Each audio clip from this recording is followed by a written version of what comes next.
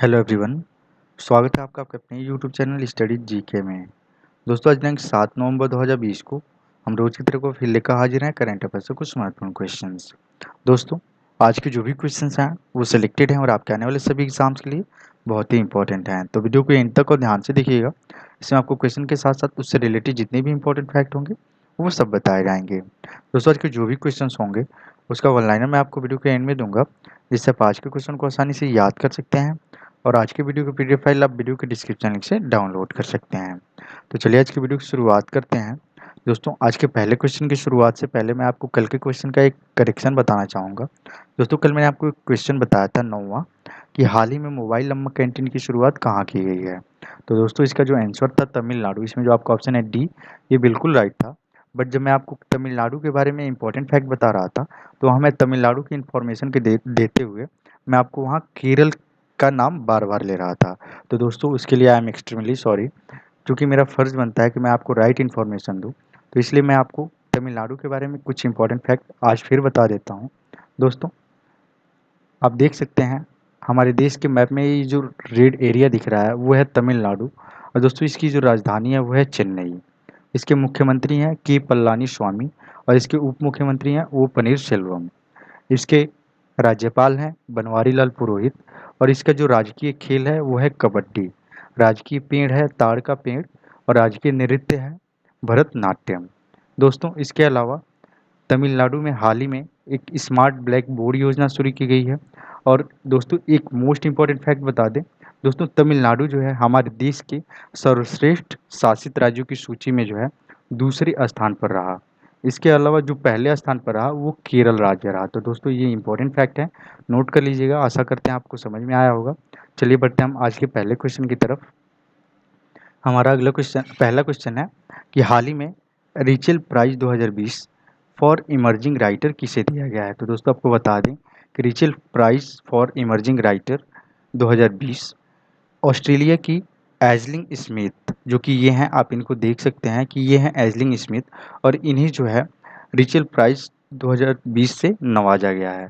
दोस्तों ये पुरस्कार जो है उनके इवोकेटिव नॉलेज नॉवेल के लिए दिया गया है। दोस्तों इस पुरस्कार के अंतर्गत इन्हें $10,000 की राशि दी जाएगी। तो दोस्तों इसमें जो आपका ऑप्शन है सी एजलिंग स्मिथ, ये बिल्कुल राइट है, नोट कर लीजिएगा। चलिए बढ़ते हैं अपने अगले क्वेश्चन की तरफ। हमारा अगला क्वेश्चन है कि हाल ही में आईसीआईसीआई बैंक ने युवा ग्राहकों के लिए किस प्रोग्राम को लॉन्च किया गया है। दोस्तों इस प्रोग्राम को 18 से 35 वर्ष के युवा ग्राहकों के लिए लॉन्च किया गया है।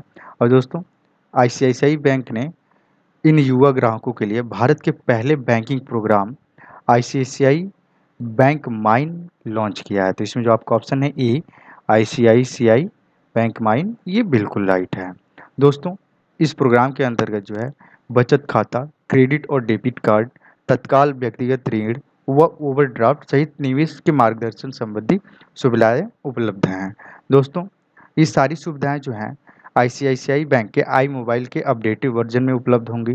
दोस्तों बात कर लेते हैं हम जब आईसीआईसीआई बैंक के बारे में। दोस्तों आईसीआईसीआई बैंक का जो फुल फॉर्म होता है दोस्तों वो होता है international credit and investment corporation of India. इसके जो सीईओ हैं उनका नाम है संदीप बख्शी। और दोस्तों आईसीआईसीआई बैंक की जो स्थापना हुई थी वो जून 1994 में गुजरात के वडोदरा में हुई थी। इसका हेडक्वार्टर जो है दोस्तों वो मुंबई में है। तो दोस्तों सारे इंपॉर्टेंट फैक्ट नोट कर लीजिएगा। चलिए बढ़ते हैं अपने अगले क्वेश्चन की तरफ। हमारा अगला क्वेश्चन है कि हाल ही में पूरा काम पूरा दाम अभियान कहाँ शुरू किया गया है। तो दोस्तों आपको बता दें कि पूरा काम पूरा दाम अभियान राजस्थान सरकार के द्वारा मनरेगा कर्मियों के लिए शुरू किया गया है। तो इसमें जो आपका ऑप्शन है डी राजस्थान, ये बिल्कुल राइट है। दोस्तों ये अभियान जो है मनरेगा कर्मियों को काम पूरा करने के लिए प्रेरित करेगा और वे अपनी पूरी दिहाड़ी लेने में सक्षम होंगे। इसके अलावा जो है वो कार्यस्थल की उन्नति में भी भागीदार होंगे। तो दोस्तों नोट कर लीजिएगा। दोस्तों बात आई है राजस्थान की, तो राजस्थान के बारे में आपको कुछ इंपॉर्टेंट फैक्ट बता दें। दोस्तों आप यहाँ मैप में देख सकते हैं ये जो रेड एरिया दिख रहा है वो है राजस्थान, और इसकी राजधानी जो है वो जयपुर है। दोस्तों राजस्थान की जो राजधानी जयपुर है उसे पिंक सिटी के नाम से भी जाना जाता है और इसे विश्व विरासत की सूची में यूनेस्को द्वारा 2019 में शामिल किया गया था। दोस्तों राजस्थान हमारे देश का क्षेत्रफल की दृष्टि से सबसे बड़ा राज्य है और जनसंख्या की दृष्टि से सातवां सबसे बड़ा राज्य है। दोस्तों यहाँ कुछ योजनाएं शुरू की गई हैं, जिसमें पहला है आनंदम योजना। यहाँ मैंने मेंशन किया हुआ है आनंदम योजना। इस योजना को जो है सामाजिक कामों में योगदान या उच्च शिक्षा को बढ़ावा देने के लिए शुरू किया गया है। मोक्ष कलश योजना शुरू की गई है, वो अस्थियों के विसर्जन के लिए। मुख्यमंत्री युवा संबल योजना शुरू की गई है, वो बेरोजगारी भत्ता के लिए। और प्योर फॉर श्योर अभियान मिलावटखोरी को रोकने के लिए शुरू की गई है। दोस्तों इस राजस्थान के जो मुख्यमंत्री हैं उनका नाम है श्री अशोक गहलोत, और यहाँ के राज्यपाल हैं उनका नाम है श्री कलराज मिश्र। तो दोस्तों ये सारे इंपॉर्टेंट फैक्ट नोट कर लीजिएगा। ये क्वेश्चन जो है आपके एग्जाम में पूछा जा सकता है, इसका नाम जो भी मिशन शुरू होते हैं वो इंपॉर्टेंट होते हैं, तो नोट कर लीजिएगा। चलिए बढ़ते हैं अपने अगले क्वेश्चन की तरफ। उससे पहले हम आपसे एक छोटी सी रिक्वेस्ट करना चाहेंगे, अगर आपको हमारी ये वीडियो अच्छी लग रही हो तो प्लीज़ इसे लाइक, सब्सक्राइब और शेयर जरूर कीजिएगा। इस पर हम आपको करंट अफेयर से जितने भी इंपॉर्टेंट क्वेश्चन होते हैं प्रत्येक मॉर्निंग में अपडेट करते हैं, जो आपके किसी भी एग्जाम के लिए बहुत ही इंपॉर्टेंट होते हैं। तो प्लीज़ इसे लाइक, सब्सक्राइब और शेयर जरूर कीजिएगा। चलिए बढ़ते हैं अपने अगले क्वेश्चन की तरफ। हमारा अगला क्वेश्चन है कि हाल ही में डीएमएएफ की शुरुआत किसने की है। तो दोस्तों आपको बता दें कि डीएमएएफ की शुरुआत जो है हमारे देश के केंद्रीय मंत्री हरदीप सिंह पुरी के द्वारा की गई है। तो इसमें जो आपका ऑप्शन है सी, हरदीप सिंह पुरी, ये बिल्कुल राइट है।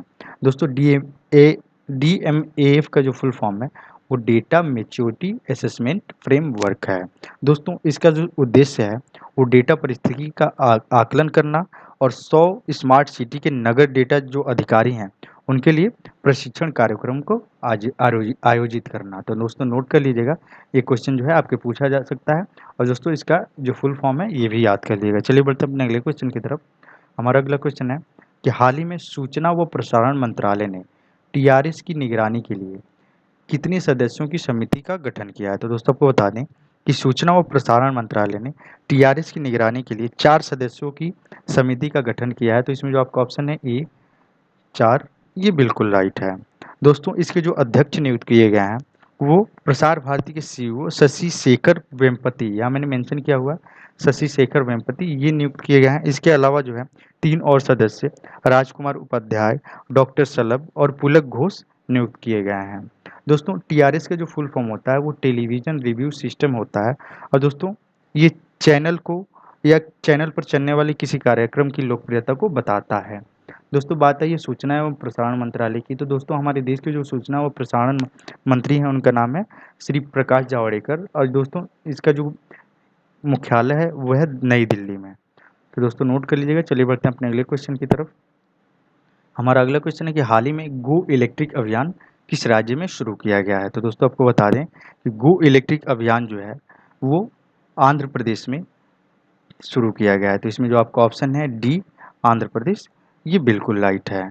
दोस्तों इस अभियान को जो है आंध्र प्रदेश सरकार व ब्यूरो ऑफ एनर्जी इफिशियंसी यानी बीईई के द्वारा किया गया है। दोस्तों इस अभियान की शुरुआत जो है इलेक्ट्रिक वाहनों के उपयोग को बढ़ावा देने के लिए की गई है। इसके इसके पहले चरण में जो है आंध्र प्रदेश में कुल 400, नोट रखिएगा, 400 इलेक्ट्रिक वाहन चार्जिंग स्टेशन को जो है लगाया जाएगा, जो कि इलेक्ट्रिक वाहनों के उपयोग को बढ़ावा देने के लिए लगाया जाएगा। दोस्तों बात आई है आंध्र प्रदेश की, तो दोस्तों आंध्र प्रदेश के बारे में आपको कुछ इंपॉर्टेंट फैक्ट बता देते हैं। दोस्तों आप देख सकते हैं ये जो मैप में दिख रहा है रेड एरिया, ये है आंध्र प्रदेश, और दोस्तों इसके जो मुख्यमंत्री हैं उनका नाम है वाईएस जगनमोहन रेड्डी।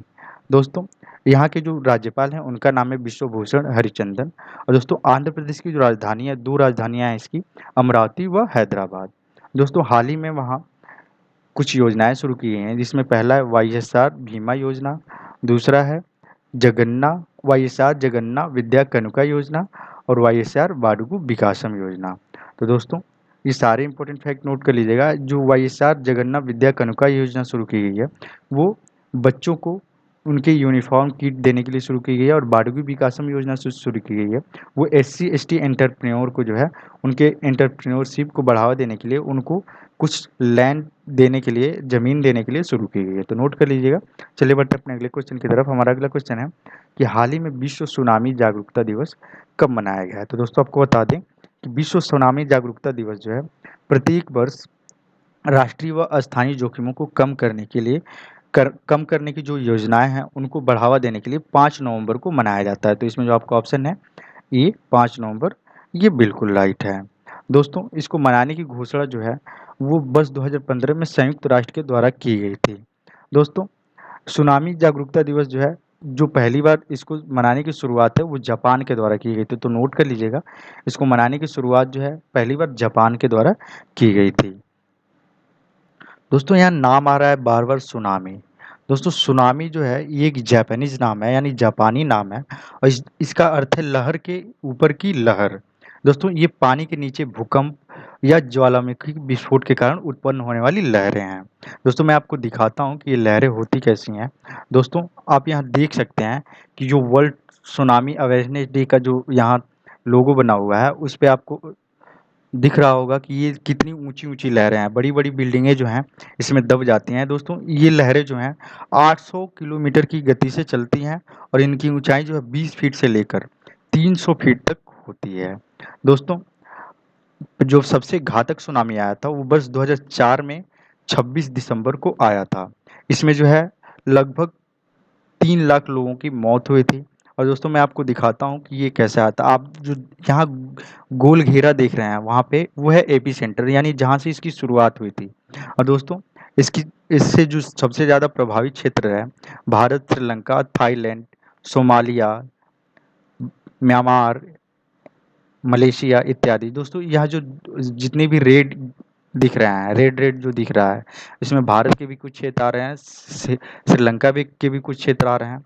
तो ये सारे देश जो है उस समय बहुत प्रभावित हुए थे और सुनामी ने जो है यहाँ बहुत तबाही मचाई हुई थी। तो दोस्तों इसके जो मनाने का जो इस साल थीम है वो है सेंदई सेवन कैंपेन। फिर एक बार सुन लीजिएगा, सेंदई सेवन कैंपेन। जो इसको मनाने का जो थीम है वो है सेंदई सेवन कैंपेन। मैंने 3 बार बताया, आप इसे नोट कर लीजिएगा। अगर आपने फिर से नहीं सुना तो आप रिवाइंड कर लीजिएगा, सुन लीजिएगा। चलिए बढ़ते हैं अपने अगले क्वेश्चन की तरफ। हमारा अगला क्वेश्चन है कि हाल ही में किस देश ने धूम्रपान पर प्रतिबंध लगा दिया है? तो दोस्तों आपको बता दें कि उत्तर कोरिया जो है उसने सार्वजनिक जगहों पर जो है धूम्रपान को पूरी तरह से निषिद्ध कर दिया है। तो इसमें जो आपका ऑप्शन है सी उत्तर कोरिया, ये बिल्कुल राइट है।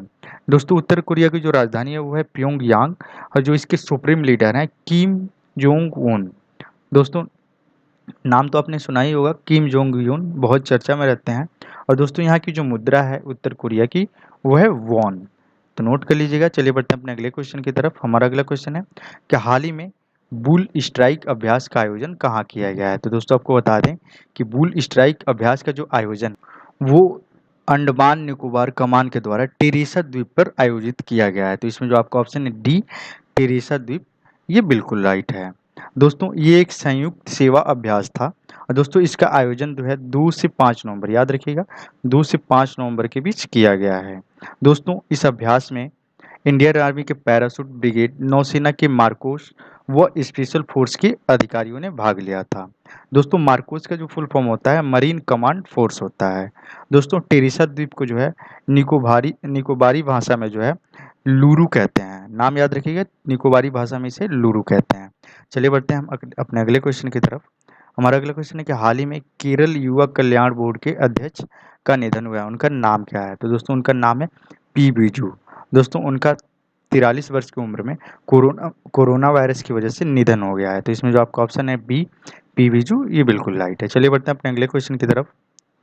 हमारा अगला क्वेश्चन है कि हाल ही में 1000 एटीपी टूर जीतने वाले चौथे खिलाड़ी कौन बने हैं? तो दोस्तों आपको बता दें कि सर्बियाई खिलाड़ी राफेल नडाल जो हैं फेलिसियानो लोपेज को हराकर जो है 1000 एटीपी खिताब जीतने वाले चौथे खिलाड़ी बने हैं। तो इसमें जो आपका ऑप्शन है ए राफेल नडाल, ये बिल्कुल राइट है। दोस्तों मैं आपको राफेल नडाल की विनिंग पिच दिखाता हूँ। दोस्तों ये है राफेल नडाल की विनिंग पिच, ये है राफेल नडाल। इन्होंने जो है अब तक जो है 20 ग्रैंड स्लैम खिताब जीते हैं। दोस्तों इनके अलावा जो है जो आज तक 1000 एटीपी टूर खिताब जीतने वाले खिलाड़ी रहे हैं उनमें जिमी कॉनर्स हैं, रोजर फेडरर हैं और इवान लेंडल हैं। दोस्तों नोट कर लीजिएगा, जो 3 खिलाड़ी रहे हैं वो जिमी कॉनर्स, रोजर फेडरर और इवान लेंडल। दोस्तों एटीपी जो यहाँ नाम आया है, एटीपी का जो फुल फॉर्म होता है वो होता है एसोसिएशन ऑफ टेनिस प्रोफेशनल। याद रखिएगा, एसोसिएशन ऑफ टेनिस प्रोफेशनल। दोस्तों ये खिताब जो है टेनिस खेलने वाले खिलाड़ियों के लिए था। तो चलिए बढ़ते हैं अपने अगले क्वेश्चन की तरफ। हमारा अगला क्वेश्चन है कि हाल ही में कोरोना महामारी पर आधारित विश्व की पहली साइंस टून किताब का विमोचन किसने किया है? तो दोस्तों आपको बता दें कि कोरोना महामारी पर आधारित विश्व की पहली साइंस टून किताब का विमोचन जो है उत्तर प्रदेश व मध्य प्रदेश की संयुक्त रूप से राज्यपाल आनंदीबेन पटेल के द्वारा किया गया है। तो इसमें जो आपका ऑप्शन है डी, आनंदीबेन पटेल, ये बिल्कुल राइट है। दोस्तों ये पुस्तक जो है डॉक्टर प्रदीप श्रीवास्तव के द्वारा लिखी गई है और इसका नाम है बाय बाय कोरोना। दोस्तों इस पुस्तक में जो है कोरोना महामारी, उसके लक्षण व उससे बचाव के उपायों के बारे में उल्लेख किया गया है। तो दोस्तों नोट कर लीजिएगा, ये कोरोना महामारी से रिलेटेड है, इसलिए ये क्वेश्चन जो है आपके लिए इम्पोर्टेंट है और इसका नाम जो है याद रख कर लीजिएगा, बाय बाय कोरोना। चलिए बढ़ते हैं अपने अगले क्वेश्चन की तरफ। हमारा अगला क्वेश्चन है कि हाल ही में किसने कोविड-19 पर आधारित गेम को लॉन्च किया है? तो दोस्तों आपको बता दें कि आईआईटी मद्रास के द्वारा जो है कोविड-19 पर रिलेटेड एक गेम लॉन्च किया गया है और दोस्तों ये गेम जो है लोगों को उससे बचाव के उपाय के बारे में और उससे जागरूकता को फैलाने के लिए शुरू किया गया है। तो इसमें जो आपका ऑप्शन है ए, आईआईटी मद्रास, ये बिल्कुल राइट है। दोस्तों ये जो गेम बना है उसका नाम है आईआईटीएम कोविड गेम और दोस्तों ये एक बहुभाषीय गेम है और इसे किसी भी प्लेटफॉर्म पर, सभी प्लेटफॉर्म पर खेला जा सकता है। तो दोस्तों ये सारे इंपॉर्टेंट फैक्ट और सारे इंपॉर्टेंट क्वेश्चन आप नोट कर लीजिएगा, बहुत ही इंपॉर्टेंट होते हैं। जो भी इंपॉर्टेंट फैक्ट आपको यहाँ बताए जाते हैं वो अपने आप में एक क्वेश्चन होते हैं, तो नोट कर लीजिएगा। चलिए बढ़ते हैं हम कल के क्वेश्चन के आंसर की तरफ। कल मैंने आपसे एक पूछा था कि हाल ही में भारत की पहली सौर संचालित लघु ट्रेन कहाँ शुरू की गई है? तो वो केरल में शुरू की गई। तो इसमें जो आपका ऑप्शन है ए, केरल, ये बिल्कुल राइट है। इसका जो लॉन्चिंग है, उद्घाटन जो है वो केरल के मुख्यमंत्री पी पिनरई विजयन के द्वारा किया गया। दोस्तों इंपॉर्टेंट क्वेश्चन है। चलिए बढ़ते हैं हम आज के आपके लिए क्वेश्चन की तरफ। आज का आपके लिए क्वेश्चन है कि हाल ही में मोबाइल अम्मा कैंटीन की शुरुआत कहाँ की गई है? मैंने आपको अभी बताया है, इसी वीडियो में बताया। अगर आपने ध्यान से सुना होगा तो आपको याद होगा। आप उसका आंसर हमें कमेंट बॉक्स में कमेंट करके दीजिए। और दोस्तों यहाँ मैंने आपके जो भी आज के क्वेश्चन है उसके वन लाइनर मेंशन किए हुए हैं, आप उसे वीडियो की पीडीएफ से डाउनलोड कीजिएगा और बढ़िया से याद कीजिएगा। और दोस्तों हमारी शुभकामनाएं आपके साथ हैं, आप ज़रूर अपनी सक्सेस को लिखेंगे और बढ़िया से लिखेंगे। तो याद रखिए, बढ़िया से पढ़िए और वीडियो को लाइक, सब्सक्राइब, शेयर करना ना भूलिएगा। धन्यवाद।